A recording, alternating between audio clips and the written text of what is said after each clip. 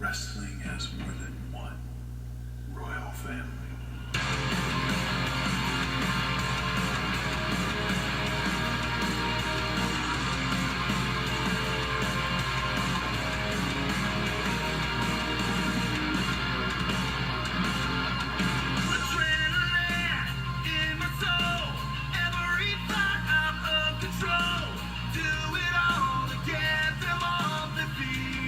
Hello everyone and welcome to the Drive and Thrive podcast, episode number 19, and I think you know what today's episode is going to be about.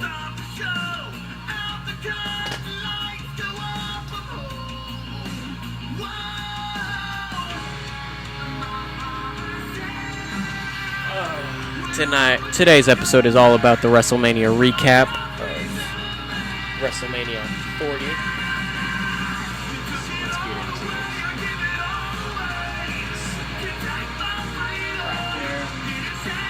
All nice and paused up. Hello, welcome to Drive and Thrive podcast, episode number 19. Today is the WrestleMania recap day. It is also technically the day of the total eclipse. I am in the path of the total eclipse. Like, it's the only time I'm going to get to watch it here at my house. Literally watched it off my front deck. It was pretty cool. That'll be in next week's episode though. This episode's going to be late because of WrestleMania. Finished late last night. I didn't have time to film it. I wanted to get stuff ready and get it, all sorts of stuff.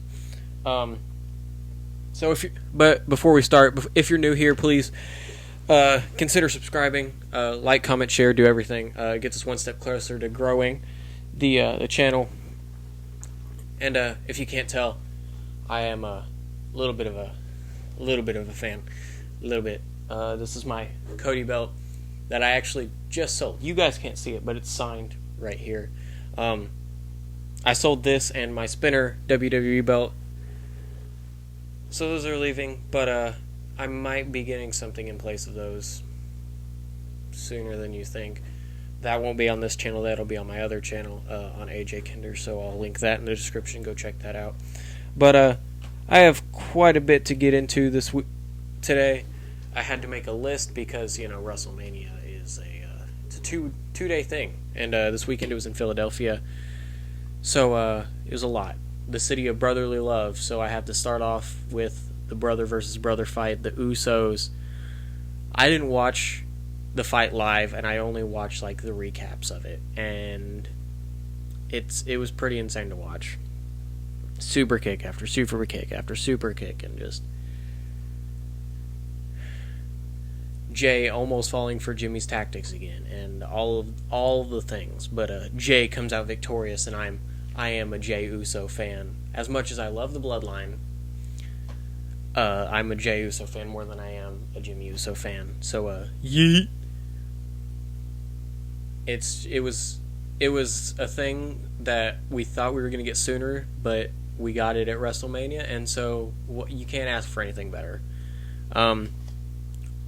Let's go on to the next thing, which is the U.S. title match. Now, I didn't watch this match. I'm going to be completely honest. Did not watch it. I watched some of the recaps. I did not, me personally, did not think that Logan Paul was going to come out of that fight with the title. I was 100%. He was not coming out of the fight with the title. He was going to get destroyed by Randy Orton or KO or get stunnered or RKO'd and pinned super soon. Or they were just going to destroy him and then fight each other. But that wasn't the case, and he used every one of them's tactics against him, using brass knuckles and stuff, that's basically cheating. But oh well, you got to find a way to keep your title, right? But Logan Paul comes out victorious. I show speed freaking as the prime bottle. I don't know. I didn't think Logan Paul was coming out of that fight victorious. I watched the end of it. I watched KO get an RKO, and then Logan pushed Randy out of the ring and frog splashed KO and won. I was like, what? He won? Goosum tight. And if you can't hear, I have a little bit of allergies, but that's besides the point. But I definitely didn't think Logan was going to come out of that victorious, so now he's going to go on his podcast on Impulsive and brag about how he won and beat Randy Orton and Kevin Owens and all this jazz. And he's a great champion. He does well for the brand. He shows everything that he needs to. He gets the title. He gets the WWE out there. So we can't really complain. I'm going to move on to my next topic, and then I'll transition into the thing that kind of is the reason for this, at least I feel like, is the tag title tournament championship thing. I didn't watch it. I didn't want to watch it. All I know is that the tag titles were taken off the Judgment Day. Right? The SmackDown tag titles went to Austin Theory and Grayson Waller, which I think their tag team name is A-Town Down Under or something like that. I never really liked Austin Theory or Grayson Waller, but props to them. They won a championship together. Grayson Waller finally has something under his belt other than just having a show in the middle of the WWE that gets destroyed 90% of the time. And then the Raw tag titles went to Awesome Truth. The Miz and R-Truth finally winning some gold or silver yet again. It's insane. Like, it's just crazy. It's things happen in wrestling, right? And I'll get into that in a moment. But things happen in wrestling for a reason, and I have a feeling the reason that the titles were taken away from the Judgment Day and split was, one, so each brand had the tag titles back, because they've been together for over a year, like almost 2 now. Like, they've been the unified tag titles, and so they've been crossing brands. So they split them, now both brands have their titles back. And the reason I feel like they did this, like they took the tag titles off the Judgment Day, as in Damian Priest and Finn Balor, is because later on in the night, or the next day or whatever, I don't know what day the tag title tournament took place. I think it was day 1. Day 2, Seth Rollins and Drew McIntyre fought, and Drew won. I want to say this. Seth Rollins, they couldn't have picked a better person to be the first World Heavyweight Champion than Seth Rollins. The problem with him being champion is he's been injured for a long time. He got injured back in like November, and he's been injured, and he should have not made it to WrestleMania, but he did, and he's been fighting, and this weekend was not a very good weekend for him. He fought in 2 matches, and I'll get into the second one later on. But props to Seth. 316 days, I think, as world champion. He defended it, I think, almost that many times in live events and SmackDown, Raw, all over the place. He defended that title. He made it the Workman's title. That is the workhorse title. And I love the way it looks, and I think I might get one of these days. I love the way that title looks. Seth, there's not a better person to put that on than Seth, and Triple H said that. He said, how do you make a title so prestigious that everyone wants it, or how do you make it the Workman's title, the title that everyone wants and everyone wants to hold? He says you put it on Seth Rollins, and he couldn't have been any more right. Well, Drew McIntyre finally becomes champion in front of fans. He finally holds a world title in front of fans. And then Damian Priest cashes in and becomes the world champion, which I knew was going to happen. I said, no matter who wins, Priest is going to cash in, because he doesn't have very long to cash in. He's been holding the briefcase for 10 months, and he needs to get rid of it. Like, he's wasted opportunity after opportunity and not done it. So he finally did it, and he finally became the World Heavyweight Champion, and I knew it was going to happen. And it's all because Drew McIntyre got too caught up with CM Punk, and CM Punk knocked down Drew McIntyre, but there's nothing you can do. Like, that's wrestling. Damian Priest was waiting for this moment, the right moment, and he achieved it. Now him and Rhea, who also retained, so congratulations to Rhea, are both now world champions, and both world championships are, men's and women's, are now in the Judgment Day. So now it's time to get Finn a title, and it's time to get, I don't know if, does Dominic still have the North American title? I don't know. I'm going to look that up, because I don't know if he still has it. I don't think he does. I think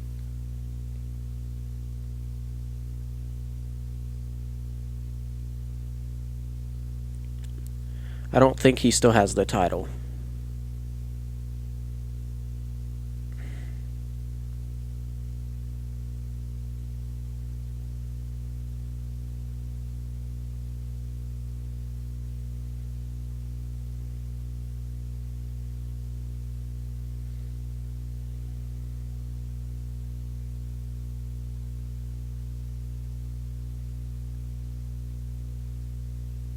It doesn't look like it.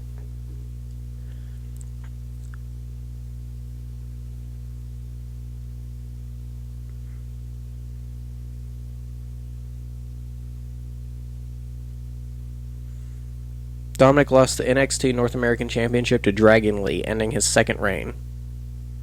Okay. So he does not have the North American title. So Dominic also needs a title, which there's only 2 other titles in the WWE, which I guess can lead into, well, the US title, which is on Logan Paul, which would be a good fit for, I guess, Finn Balor being the US title, Logan Paul, whatever. But there's one other title, and that's the Intercontinental Championship. Would not have been a good title for Dominic Mysterio being held by Gunther. But, as I get into my next point, that title's no longer on Gunther. Sami Zayn. I love Sami Zayn. I loved him when he was on the Bloodline. I loved him after the Bloodline. Him and KO, like him and the Usos. I love Sami Zayn. Defeats Gunther. Ends Gunther's historic longest IC title reign. The longest Intercontinental title reign in the history of the WWE. Ends it at 666 days. Sami Zayn is finally Intercontinental Champion again. He finally has gold back in his hands. And he did it at WrestleMania, and there's not a better way they could have done it. Now, what does this mean for Gunther? Probably going to go after the world title, probably go after Cody, I don't know, go after a bigger title, probably, is what I'm going to assume. And now that the belt isn't being held by Gunther or anybody like that, like a bigger, stronger, more like, man, they'll make it more of a mid-card title again, like everybody can fight for it. And so those people who don't have a chance with anything else will have a chance to fight for the Intercontinental title. And it'll have more matches and be fought for more and go back to the way things used to be when titles changed hands in the middle of a SmackDown or Raw or whatever. But props to Sami for doing that. And now I guess I've went through all of my things. Now to get on to the 2 major things. Yes, I know I didn't cover everything, and I'm covering my 2 major last points. I didn't cover everything because I didn't watch everything. Props to Naomi and Bayley, or not Bayley. Well, yes, props to Bayley for defeating Io Sky and becoming champion. And props to Naomi, Bianca Belair, and Jade Cargill. They won their match against Damage Control. So props to them as well. And then props to the Street Profits and LA Knight. They also won. But my last big 2 things. The Rock and Roman Reigns versus Seth Rollins and Cody Rhodes.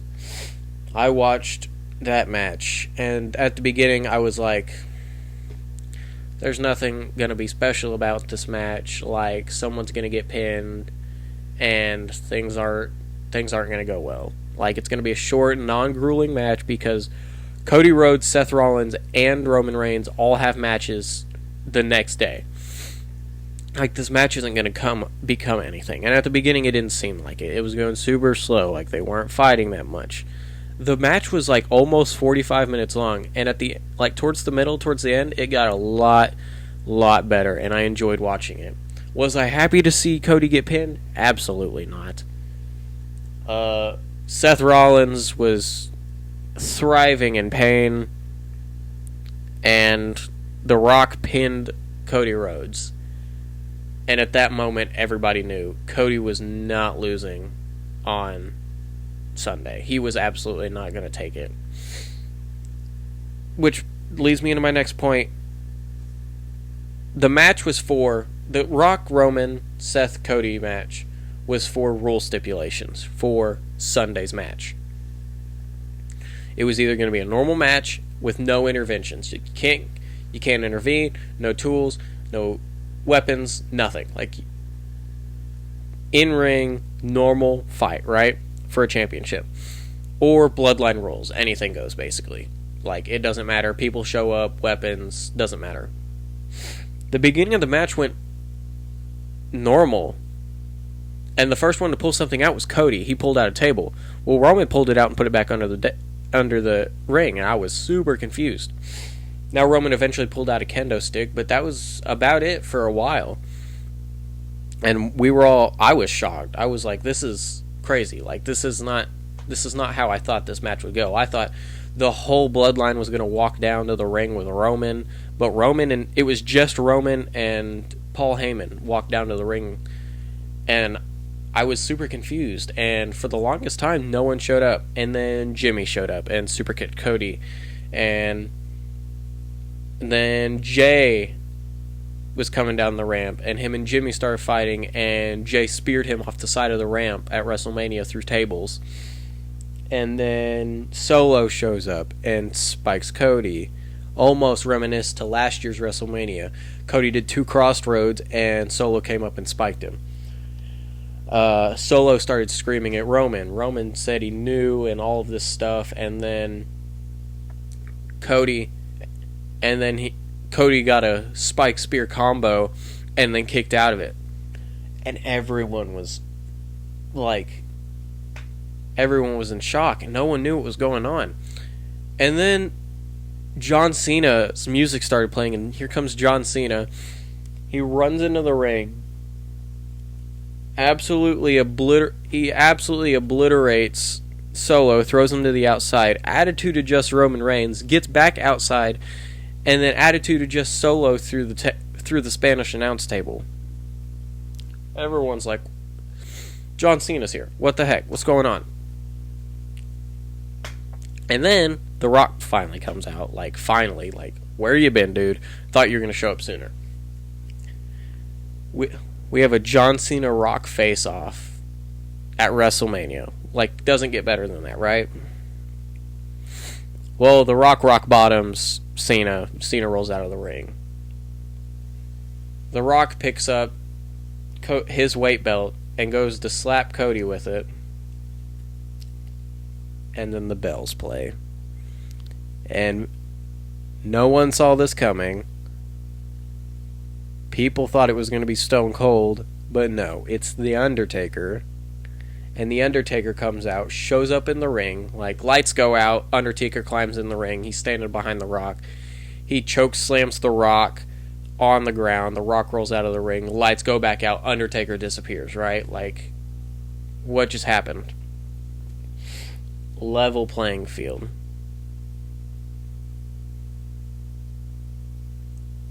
Seth Rollins showed up with the Shield music at some point in time with a chair. And then he's knocked down by Roman or somebody. But then the end of the match is coming. And Seth Rollins is laying in the corner. And Roman has a chair. And it's either Cody or Seth. And Roman decides to hit Seth with it. Well, that was all Cody needed. Roman started going after Seth. And then Cody gets up. Cody thinks he's going to get a spear. Knees Roman in the head. one crossroads, a second crossroads, and the third one was super slow.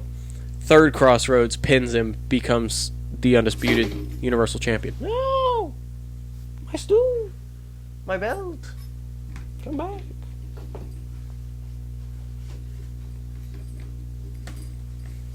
My belt. There. Becomes undisputed champion. That's actually a world heavyweight title that I put gold leaf behind the main plate for the undisputed title.